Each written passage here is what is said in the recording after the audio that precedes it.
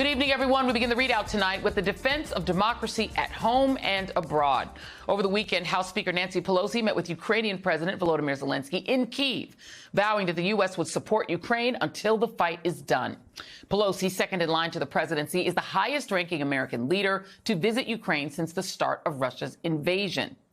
Here at home, at the White House Correspondents' Dinner in Washington, D.C., we heard similar messages from President Biden and host Trevor Noah, who shared comedic and urgent takes on stepping up to save democracy right here in the U.S.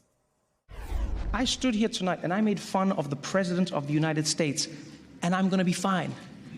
I'm going to be fine, right? Ask yourself this question.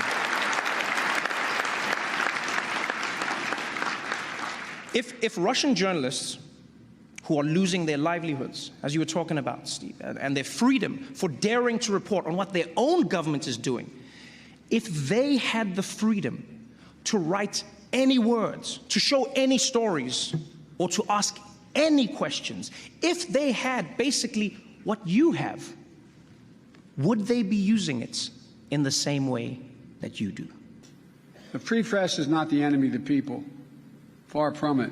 The truth matters. American democracy is not a reality show. It's reality itself. The First Amendment is in peril because democracy is in peril. The authoritarian impulses of Trump are not behind us. They are very much still here.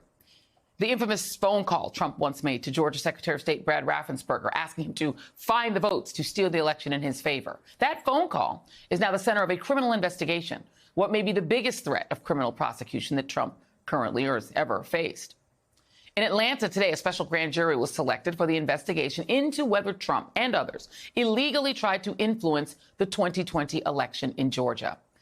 We also learned a bit more about that phone call. According to CNN, during the call, a Raffensperger aide fired off a plea for help, texting then White House Chief of Staff Mark Meadows, quote, "Need to end this call. I don't think this will be productive much longer. Let's save the relationship." That isn't the only investigation, of course, as the January 6th committee aims to wrap up its fact-finding phase.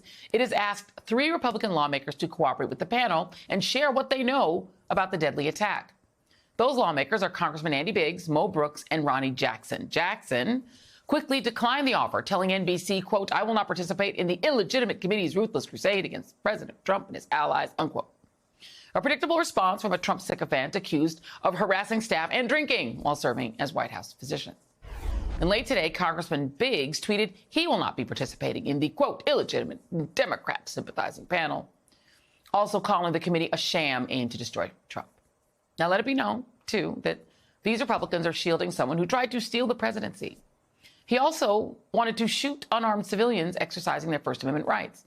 Remember during the George Floyd demonstrations when Trump had to hide in his underground bunker while protesters clashed with police near the White House? Well, according to a forthcoming memoir by former Defense Secretary Mark Esper, Trump said of those protesters, quote, "Can't you just shoot them?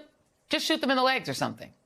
Well, it didn't happen, but it very well could when one day a different Trump cabinet agrees to shoot protesters and, as a different official, is more than willing to find enough votes. Joining me now is Jill Wine-Banks, former assistant Watergate special prosecutor and co-host of the Sisters-in-Law podcast, and Michael Eric Dyson, distinguished professor of African-American studies at Vanderbilt University and co-author of the brand new book, Unequal, A Story of America. Thanks to you both. Jill, I want to start with you because you have experience dealing with our previous attempted authoritarian president, who, by the way, you know, it's child's play almost what Richard Nixon was doing compared to what Donald Trump did.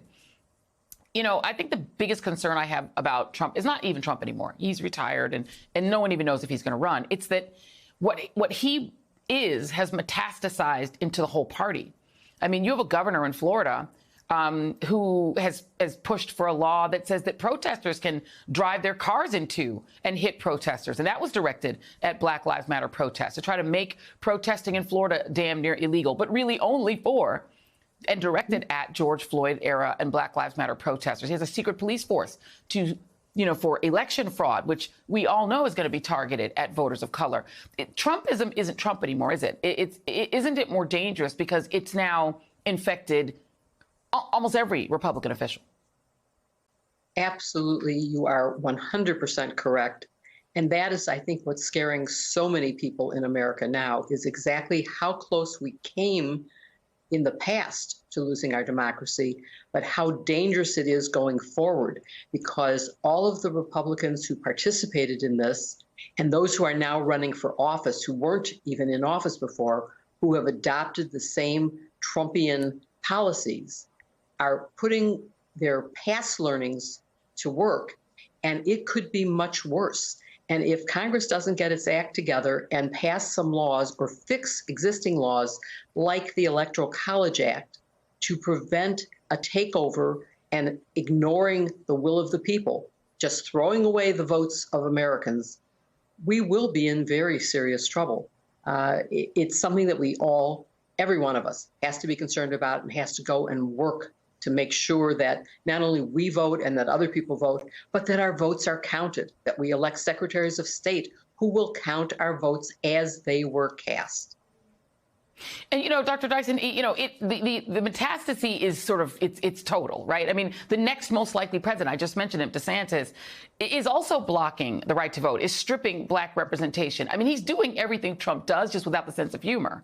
And so, I have no doubt that if he were president, he would then not only utilize the powers that Trump attempted to utilize, but that he would be more effective in doing it, because they're also, as Jill Wine-Banks just indicated, they're also putting in place from top to bottom, from the Secretary of State's office to local city councils to school boards, people who think this way, and they've put them everywhere. And I haven't seen much to push it back. Let me give you an example. This is the people who actually do get prosecuted. One of these guys who was an insurrectionist, one of the grunts that broke into the Capitol, 56-year-old former NYPD officer, has now taken the old self-defense argument that police normally use in situations where they harm a civilian.